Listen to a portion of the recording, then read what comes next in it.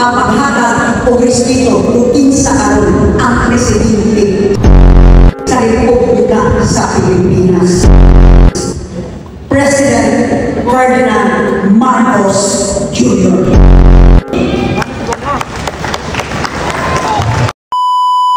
Busa!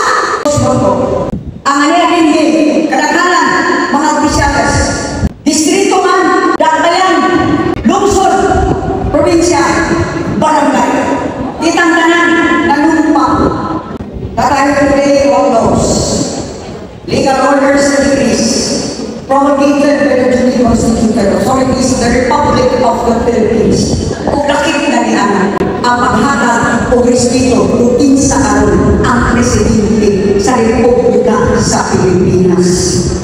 President Ferdinand Marcos Jr.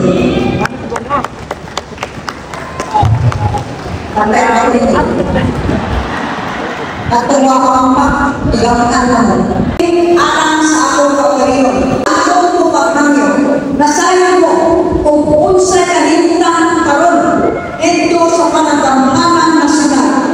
Gubot, samo, andin sa subo, kakabiling binitan, nakahikusa, lipon, makusgan, kaya kita, Team Alayon 1, Cebu. Nasa hindi na ngayon sa tanan. Kaya away-away na naman. Kung kita, masubok ka. Then, kasangkaman, gagawin mo, administrasyon, away ka. Na naman, nawa pa ang respeto. Presidente, naman. Natumog po ninyo, maski usahan ang makulog. Usahan ang makulog, magdakot ka niya, wala.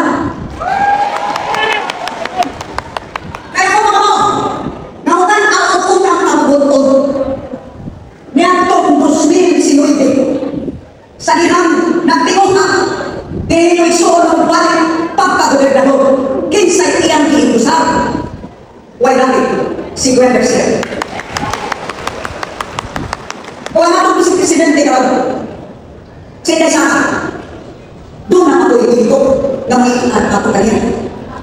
Wala. Ubiling kayo ako ka. That's our goal. Tungod kayo. Lagi, niyanto, 2019, iya usap akong giilusar. Ang atong Vice President, Inesa Duque.